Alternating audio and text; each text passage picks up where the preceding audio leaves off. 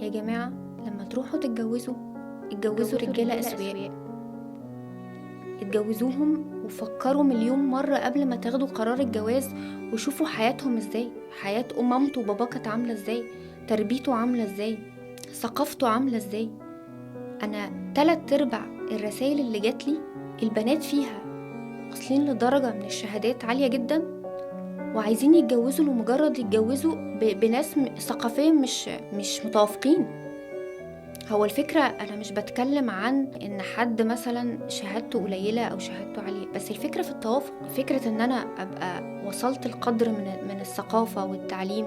طبيعي هيبقى في جاب كبيرة قوي لو أنا حد أقل مني في التعليم، ثقافته ما وصلتش للمرحلة اللي أنا وصلت لها، فصعب التعامل معاه. فمن هنا بتتخلق المشاكل، الجاب بتكبر، لأن أنا بحكي في حاجة هو مش فاهمها أصلا، بطالبه بحاجات معينة هو ما عندوش خلفية عنها، فهو مظلوم وأنا ظلمت نفسي.